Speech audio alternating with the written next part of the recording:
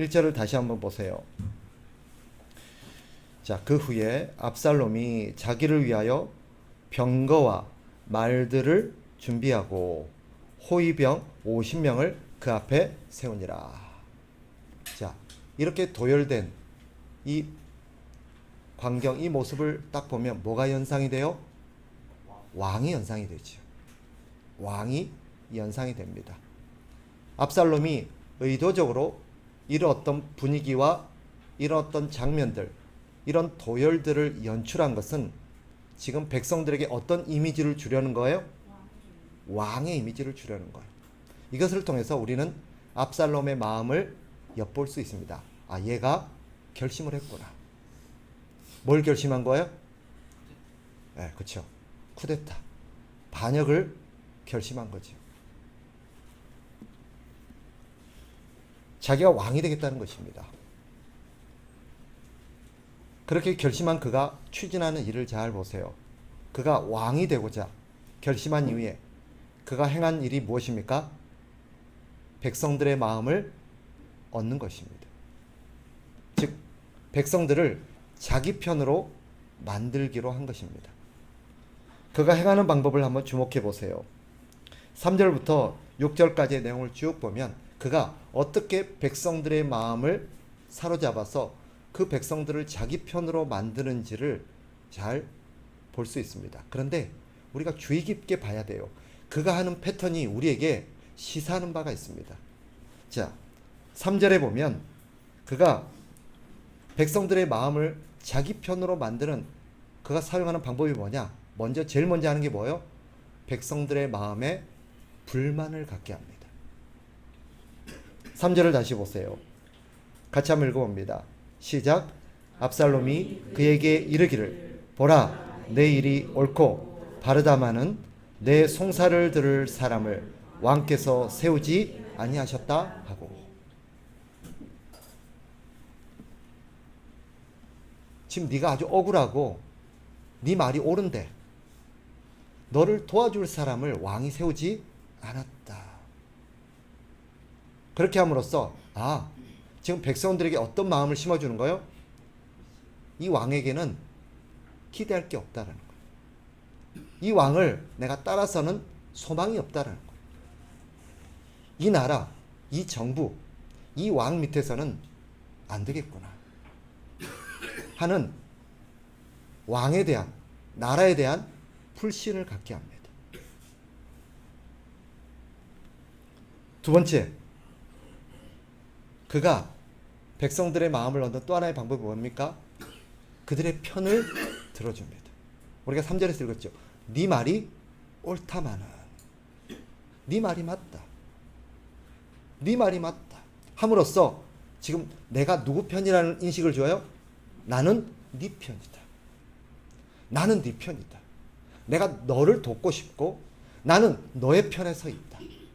나는 너와 함께한다. 이런 인상을 주는 거예요. 이 사람이 내 편이구나.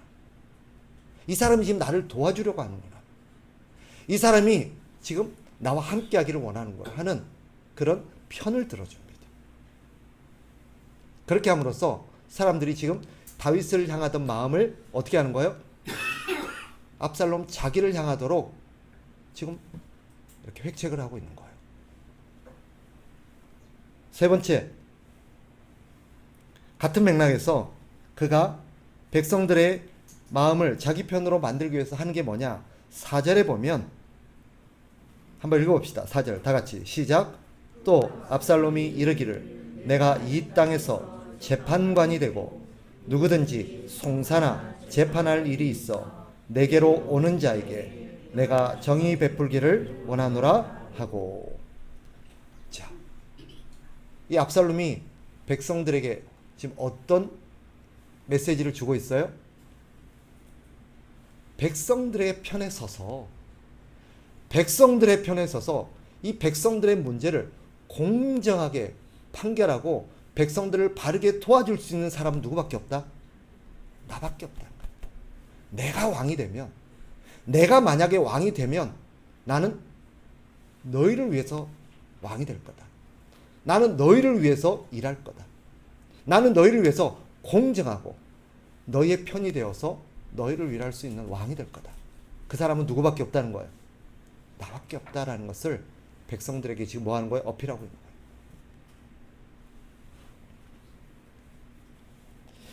네 번째, 한 가지만 더 봅시다.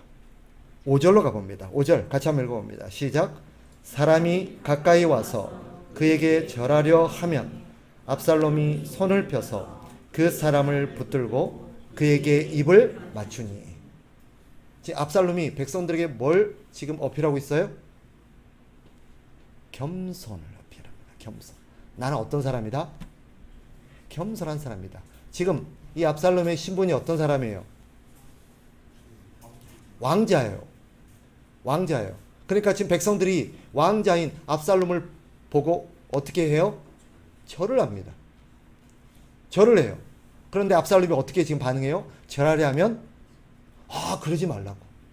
그러지 말라고. 오히려 그에게 다가가서 그를 안고 입을 맞추는 사람이 누구예요? 압살롬이에요. 백성들에게 이런 압살롬의 모습은 어떻게 비춰졌을까요? 충격이죠. 지금까지 이런 사람은 없었다. 이거죠. 지금까지 이런 왕자, 이런 인물은 없었다는 거예요. 왕족인데, 백성들의 절을 받아 마땅한 신분인데, 그런 위치에 있는데 바짝 자기를 낮춰서 절하지 못하게 할 뿐 아니라 오히려 자기들을 따뜻하게 맞아주는. 그럼으로써 이 백성들이 자기가 어떤 사람이라는 걸 지금 어필하고 있어요. 이분은 겸손한 사람이구나. 참 겸손한 사람이구나.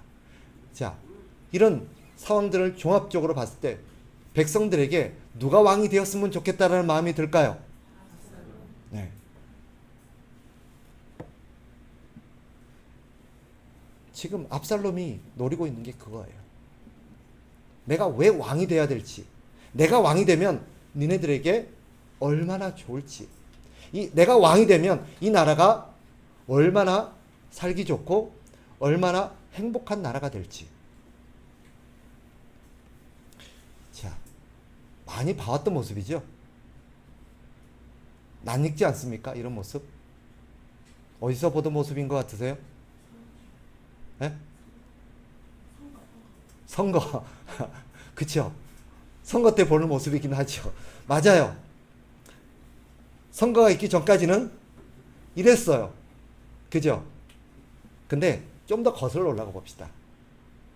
그 기원을 쭉 거슬러 올라가면 이 모습을 가장 먼저 사람들에게 보였던 자는 사탄입니다. 사탄이 인류를 미혹하던 방법이에요. 마귀가 첫 인류인 아담과 하와에게 다가오죠. 그죠? 그리고 그에게 했던 게 뭐예요? 사탄이 누구를 위해서 다가와요? 잘 모르시는가 보다. 자, 와서 뭐라 그래요? 이 선악을 아는 열매를 먹으면 참 좋을 텐데. 누구에게 좋다는 거예요? 너에게 좋을 텐데. 먹으면 어떻게 된대요? 하나님처럼 될 텐데. 하나님처럼 될 텐데. 그걸 지금 누가 못 먹게 하고 있는 거예요? 하나님이 못 먹게 하고 있다는 거예요. 그러므로써 하나님께 어떤 마음을 갖게 해요? 불만을 품게 해요. 불신을 품게 해요. 이 좋은 거를 먹으면 너희가 행복하고 하나님처럼 될 텐데, 니네들이 원하는 네 소원대로 될 텐데, 이걸 누가 못 먹게 해요? 지금 하나님이 못 먹게 하고 있다는 거예요. 하나님을 향해서 불신을 갖게 만들어요. 그죠? 그리고 이것을 먹으면 어떻게 되고 하는 이 소상한 내용을 누가 일러줘요? 마귀가 일러줘요. 그래서 마귀가 마치 누구 편인 것처럼. 그쵸? 마귀는 누구를 위해서 일하고 있는 거예요, 지금? 자기들을 위해서 일하고 있는 거예요. 근데 하나님은 불림만 해요. 그죠? 누구 말을 듣는 게 좋을 것 같아요? 이후 사탄을 따르는 모든 거짓 선생과 거짓 선지자와 거짓된 지도자들이 이 패턴을 그대로 따라합니다. 마귀적인 거예요. 사탄적이에요. 언제나 마귀는 어떻게 다가옵니까? 우리 편이 되어서 다가옵니다. 항상 어떤 얘기를 해요? 우리를 위한 얘기를 해요. 사탄의 얘기를 들으면 우리에게 좋을 것 같아요? 나쁠 것 같아요? 좋을 것 같아요. 우리 젊은 학생들, 젊은이들 잘 들어야 돼요. 최근 우리 사회 마약이 아주 심각한 문제로 대두되고 있지, 그죠? 우리 태성이하고도 잠깐 얘기해봤더니 태성이는 안 해요. 태성이는 그런 거 안 해요. 쳐다도 안 봐요. 그런데 태성이 학교에도 그런 것을 접하는 애들이 있다는 소문이 있대요. 그런데 생각해 봅시다. 마약은 결국 좋은 거예요, 나쁜 거예요? 나쁜 거예요. 근데 처음부터 이 마약이 나쁜 거라는 걸 알면 사람들이 할까요, 안 할까요? 안 하죠. 근데 왜 해요? 언제나 그런 것들 어떻게 다가와요? 좋게 다가와요. 이거 하면 어떻게 될 것 같아요? 기분이 정말 좋을 것 같아요. 지금 내 상황이 어때요? 불만이 많아요. 힘들어요. 뭐가 필요해요? 탈출구가 필요하고, 그죠? 뭔가 도움이 될 게 필요해요. 이때 나를 도와줄 수 있는 이 짜릿함과 쾌감과 즐거움과 이 기쁨을 뭐가 줄 것 같아요? 마약이 줄 것 같아요. 지금까지 이런 약은 없었다 이러면서. 그죠? 그런데 하고 나면 어때요? 아니었다는 걸 알게 돼요. 항상 마귀는 그런 식이에요.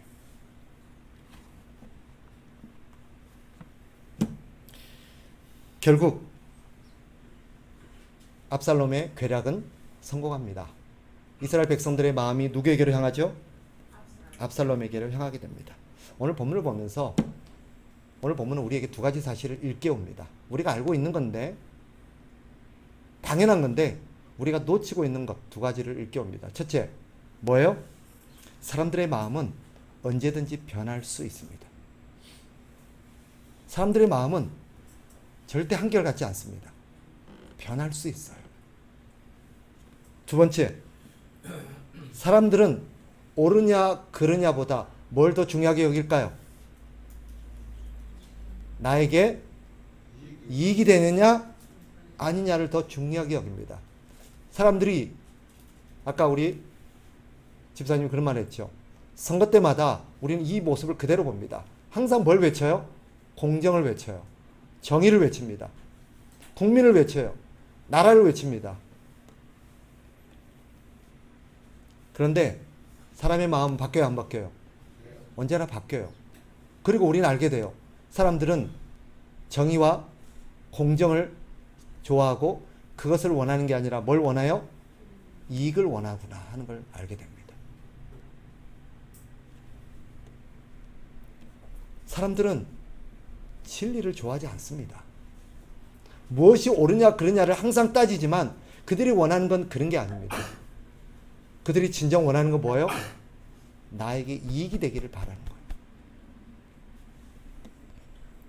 자, 그런데 우리가 주목해 볼 점이 있습니다. 이런 압살롬의 모습, 이런 압살롬의 행위를 성경이 뭐라고 진단하고 있는가 하는 것입니다. 6절로 가봅니다. 다 같이 한번 6절 읽어봅니다. 시작. 이스라엘 무리 중에 왕께 재판을 청하러 오는 자들마다 압살롬의 행함이 이와 같아서 이스라엘 사람의 마음을 압살롬이 훔치니라. 자, 줄을 하나 꺼놓으세요. 이스라엘 사람의 마음을 압살롬이 훔쳤다라고 되어 있어요. 성경은 의도적으로 이스라엘 백성들의 마음이 압살롬을 향했다라고 표현하지 않아요. 뭐 했다라고 표현해요? 압살롬이 훔쳤다라고 표현해요. 어떤 의도겠어요? 압살롬이 잘못을 했다, 죄를 지었다라는 것을 의미합니다. 자, 왜 훔쳤다라고 말해요? 훔쳤다는 것은 원래 주인이 따로 있다라는 것입니다. 주인이 따로 있는데 그것을 훔친 거예요. 훔친 것은 죄입니까 아닙니까? 죄예요. 그러면 원래 주인은 누구세요? 이스라엘 백성들의 주인은 누구십니까? 하나님입니다. 다윗이 아니에요. 하나님입니다.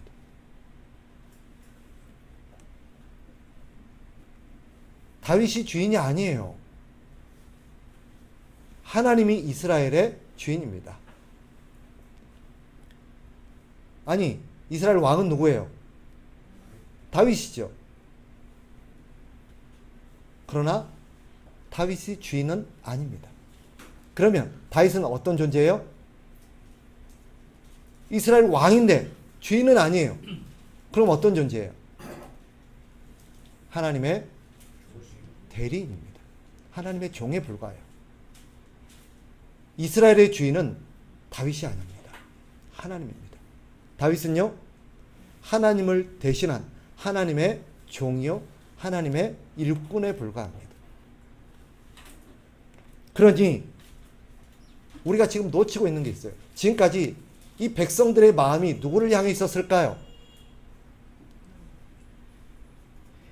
다윗은 지금까지 무엇을 위해서 일하는 사람이어야 합니까? 하나님을 위해서 일하는 사람이에요. 그러니 이 백성들의 마음은 누구를 향해 있어야 돼요? 하나님을 향해 있어야 돼요. 그게 다윗이 일하는 이유입니다. 백성들의 마음이 다윗을 향하도록 일하는 게 아니에요. 다윗은 이 백성들의 마음이 하나님을 향하도록 일하는 사람입니다. 그러니 이 백성들의 마음은 오직 누구를 향해 있어야 돼요? 하나님을 향해 있어야 돼요. 그런데 그 백성들의 마음을 누가 지금 빼앗는 거예요? 훔친 거예요? 압살롬이 훔치고 있는 거예요. 누구를 향하도록? 자기를 향하도록. 압살롬의 죄가 무엇입니까? 여기서 바로 압살롬의 죄가 나타나는 것입니다. 압살롬의 죄는 무엇입니까? 백성들의 마음을 훔친 죄가 무엇입니까? 그것을 풀이하면 두 가지로 설명할 수 있습니다. 하나님을 믿고 의지해야 할 백성들이 누구를 의지하게 만든 거예요? 자기를 믿고 의지하게 만든 거예요. 이 백성들은 누구를 믿고 의지해야 돼요? 하나님을 믿고 의지해야 합니다. 그런데 압살롬은 그 하나님을 믿고 의지해야 할 백성들의 마음을 누구를 믿고 의지하도록 만들어요? 자기를 믿고 의지하도록 만드는 거예요. 두 번째로 하나님의 말씀에 순종하며 살아야 될 백성들을 누구 말을 순종하도록 만들었어요? 자기 말을 순종하도록 만드는 거예요. 이 백성들은 누구의 말씀에 순종하며 살아야 합니까? 하나님의 말씀에 순종하며 살아야 돼요. 그런데 압살롬이 하나님의 말씀에 순종하지 못하게 만들고 누구 말에? 자기 말에 순종하게 만든 거예요. 이게 압살롬의 죄입니다. 오늘 본문은 우리에게 시사하는 바가 커요. 교회가 명심하고 주의해야 될 것이 무엇인가를 일깨웁니다. 여러분, 교회 모든 성도들의 주인은 누구일까요? 하나님이십니다. 우리 참된 교회의 주인은 누구십니까? 하나님이에요. 하나님이십니다. 그러니 이 백성들은 오직 그 마음이 누구를 향해 있어야 됩니까? 즉, 누구를 믿고 의지해야 합니까? 하나님을 믿고 의지해야 합니다. 참된 교회 성도들은 누구의 말씀에 순종하며 살아야 합니까? 하나님의 말씀에, 그죠? 순종하며 살아야 합니다. 이게 교회요, 하나님 나라 백성의 모습입니다. 오늘 본문은 교회 시사하는 바가 커요. 특히 직분자들과 성도들이 명심해야 될 두 가지를 일깨웁니다. 누구도 교회에서 주인이 되어서는 안 되는 것입니다. 하나님께서 세우신 목사나 직분자들은 교회 주인이 아닙니다.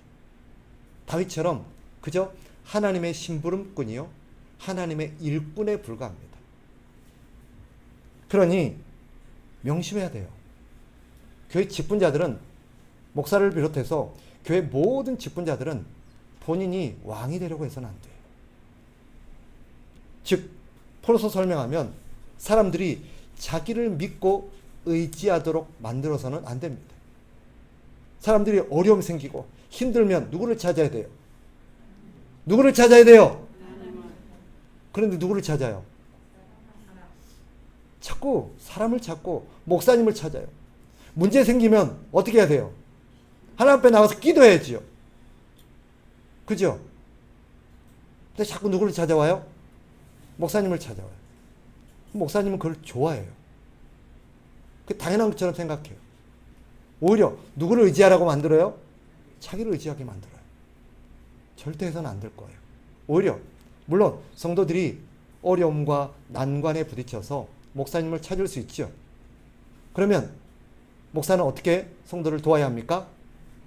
우리 하나님을 의지하죠. 모든 것이 하나님께 달려 있으니 우리 하나님께 기도하죠. 그게 맞죠. 정답은 누가 가지고 계세요? 하나님이 갖고 계십니다. 목사에게 정답이 있을까요? 절대 없습니다. 목사는 정답을 주는 사람이 아닙니다. 성도들이 하나님을 통해서 정답을 얻도록 도와주는 사람입니다. 그러니 목사와 직분자들은 사람들이 누구 말을 따르게 만들어야 돼요? 하나님 말씀을 따르도록, 하나님 말씀에 순종하도록 만들어야 돼요. 자기 말에 따르도록 하면 돼요? 안 됩니다. 절대 있어서는 안 될 일입니다. 오늘날 우리 직분자들, 목회자를 비롯해서 모든 직분자들이 명심해야 될 게 있습니다. 우리가 주중에 마태복음, 복음서를 우리가 살피고 있습니다. 근데 제가 사무엘하를 묵상하고 설교를 준비하면서 희한하게도 지금 우리가 묵상하는 주중에 마태복음의 어떤 메시지 주제와 맥을 같이 하는 경우가 참 많이 있어요. 지금 묘하게 맞물려 가는 경우가 있어요. 최근에 기억나시는지 모르겠어요. 예수님께서 바리새인들과 서기관들을 꾸짖으면서 하셨던 말씀이 있습니다. 그게 뭐였어요? 그들은 지난주였을 거예요. 예수님이 꾸짖기를 그들은 스승이 되기를 좋아하고 아버지가 되기를 좋아하고 지도자가 되기를 좋아하는 사람들이라는 거예요. 무슨 말이에요? 사람들이 누구를 의지하기를 바라는 거예요? 자기들을 의지하기를 좋아하는 거예요. 사람들이 누구 말 따르기를 좋아해요? 자기 말 따르기를 좋아하는 거예요. 예수님께서 그들을 신랄하게 꾸짖고 책망하셨어요. 그죠? 그러면서 뭐라고 해요? 너희는 아비가 되지 말라는 거예요. 아버지는 오직 하나님 한 분밖에 없다는 거예요. 너희는 스승이 되려고 하지 마라. 우리의 스승은 오직 우리 예수님밖에 없다. 그죠? 그렇게 가르치셨어요. 오늘날 교회 안에서 자기를 추종하고 자기를 따르는 자기 제자를 만들려는 사람들이 있습니다. 물어봅시다. 교회에서 제자 훈련은 누가 시켜요? 목사님이 시켜요. 그럼 여러분 누구 제자예요? 나한테 제자 훈련을 받았어요. 그럼 누구 제자예요? 목사님 제자 아니에요? 나한테 제자 훈련 받았잖아요. 그럼 제 제자잖아요. 그래요? 만약에 여러분이 제자 훈련을 다 받아서 저는 목사님의 제자입니다. 제자 훈련 허투루 한 거예요. 잘못한 거예요. 제자 훈련의 목적은 뭐예요? 누구의 제자를 만드는 거예요? 그렇죠? 예수 그리스도의 제자를 만드는 데 있는 거예요. 제자 훈련이 성공한 것은 뭘 보면 알 수 있어요? 그가 누구를 스승으로, 누구를 본받아 살아가는가 하는 것입니다. 그래서 제가 지난번에 말씀드렸죠. 제가 스승의 날, 우리 교회에서는 그래서 스승의 주의를 의도적으로 안 합니다. 가끔 우리 집사님들이 존경의 의미를 담아서 저에게 스승이니 또 뭐 이렇게 선생님이니라고 표현을 해주실 때가 있어요. 사실 굉장히 고맙죠. 격려도 되고, 아, 내가 그래도 나름 목회를 열심히 했나 보다. 격려를 받아요. 그러나 원칙적으로 말하면 맞는 표현이 아니에요. 저는 여러분의 스승이 아닙니다. 여러분과 같은 뭐예요? 형제예요. 여러분과 같은 교회 형제입니다. 단지 그런 역할을 맡았을 뿐입니다. 식당에서 밥을 해준다고 여러분의 엄마는 아니죠, 그죠? 밥을 해주는 역할을 맡았을 뿐이에요. 그러니 여러분, 직분자들이 명심해야 될 게 있습니다. 절대 나를 따르고 나를 추종하는 내 제자를 만들어서는 안 됩니다. 어떤 사람들은 내 말이면 사람들 껌뻑 죽어 라면서 굉장히 어깨에 힘을 주고 뿌듯해하는 분들이 있어요. 그러면서 참 마음이 아픕니다. 저건 아닌데. 그것은 오늘 본문의 표현을 빌리며 뭐 하는 거예요? 백성들의 마음을 훔치는 죄입니다. 하나님을 향해야 될 마음을 자기에게로 향하도록 훔치는 죄입니다. 이것은 하나님이 결코 용서하지 않는 죄입니다. 하나님은 한 번도 내 영광을 다른 자에게 주리라라고 말씀하신 적이 없습니다. 하나님은 단언하셨습니다. 결코 내 영광을 다른 자에게 주지 않으리라라고 말씀하셨어요. 예수님도 오셔서 누가 너희 아버지냐? 누가 너희의 스승이냐? 아버지는 오직 한 분, 하나님뿐이시다 라고 말씀하셨어요. 목사에게 아버지라고 하지 마세요. 영적인 아버지 아닙니다. 그런 표현 쓰지 마세요. 목사에게 당신 나의 스승입니다. 그런 표현 쓰지 마세요.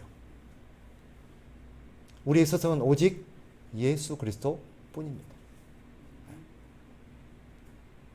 그냥 저는 여러분들을 지도하고 가르치고 여러분을 돕는 하나의 일꾼으로서 여러분의 형제입니다. 그러니 그런 도움과 섬김에 고마워하시고 귀하게 여겨주시면 그것으로 충분합니다. 그 이상의 호칭이나 그 이상의 의미를 부여하시면 안 돼요. 여러분이 저와 신앙생활을 하고 제가 여러분을 도우면 도울수록 여러분의 마음이 저에게로 향하고 있다? 그러면 저는 목회를 잘못하고 있는 것입니다.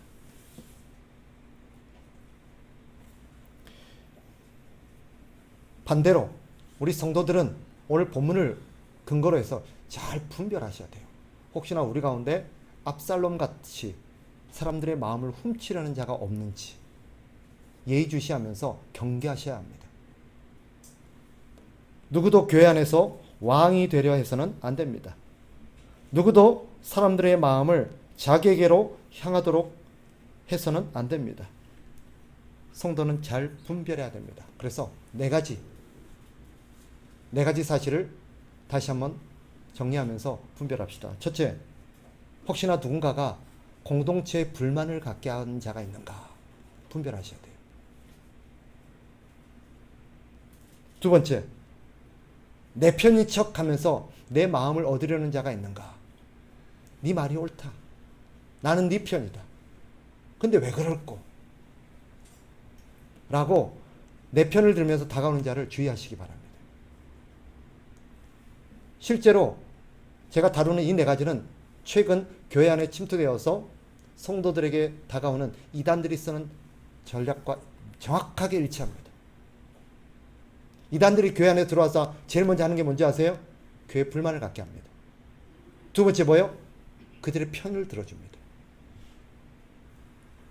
세 번째, 자신만이 공정하고 바른 사람인 것처럼 행세하려는 사람들을 주의하십시오. 누구도 완전한 사람은 없습니다. 모두가 연약한 사람이에요. 완전해서 목사가 된 게 아닙니다. 오늘 우리 집사님 기도해 주신 것처럼 완전해서 일꾼으로 세우려는 게 아닙니다. 하나님의 은혜를 의지하고 하나님이 능력 주실 것을 믿음으로 나아가는 것입니다. 우리는 그 믿음을 갖고 사람들을 세우는 것입니다. 그 믿음을 갖고 여러분이 저를 목회자로서 존중해 주는 거잖아요. 제가 완전한 게 아니잖아요. 네, 그런 거예요. 마지막, 겸손한 척하는 자를 경계하시기 바랍니다. 겸손이 뭐예요? 아이고 아닙니다. 저 같은 게 뭐 그러겠습니까? 굽신굽신거리고 말을 부드럽게 하고.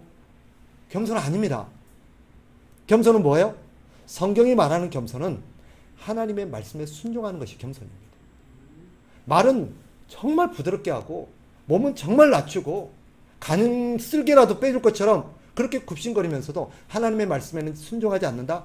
그 사람은 어떤 사람이에요? 위선자입니다. 외식하는 자예요. 그런 자를 성경은 경계하라고 말합니다.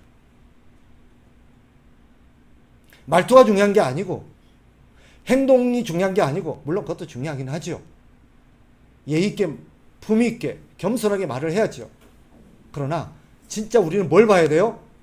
그 사람이 하나님의 말씀에 순종하는 사람인가를 봐야 돼요. 그러면 그 사람은 어떤 사람이에요? 저 사람이 진짜 겸손한 사람이에요. 말씀대로 살려고 하는 사람. 하나님의 말씀에 근거해서 살려고 하는 사람. 그 사람을 우리는 일꾼으로 뽑아야 돼요. 그 사람을 우리는 겸손한 사람으로 인정해야 됩니다. 속지 마세요. 말씀을 정리하겠습니다. 하나님께서 교회 안에 직분자를 허락하신 까닭은 무엇입니까? 두 가지 이유 때문입니다. 오늘 모든 성도들, 또 직분자로 우리가 투표를 받고 또 세워지는 후보들 모두가 명심해야 될 것, 교회 안에 직분을 허락하신 까닭, 그것은 성도들이 하나님을 신뢰하고 하나님을 의지하도록 하기 위해서 일하는 것입니다. 그래서 우리는 무엇을 위해서 일합니까? 직분자들은 기억하십시오. 모든 성도들이 어떻게 하든지 하나님을 신뢰하고 하나님을 의지하는 사람이 되도록 도와야 합니다. 자기를 좋아하고 자기를 신뢰하게 만들어서는 안 돼요. 두 번째, 성도들이 오직 하나님의 말씀을 따라 살아가도록, 하나님 말씀에 순종하도록 우리는 일해야 합니다. 그게 직분자가 교회 안에 존재하는 이유입니다. 그래서 무엇만을 가르쳐야 돼요? 말씀만을 가르쳐야 돼요. 자기 개인적인 철학, 개인적인 사상을 말하면 안 됩니다. 그 사람은 거짓 선생입니다. 누구도 자기 생각, 자기 철학, 자기 사상을 말하면 안 돼요. 그래서 여러분에게 말이 나온 김에 당부합니다. 개인적인 철학이나 사상들, 정치적인 어떤 입장들 얘기하지 마세요.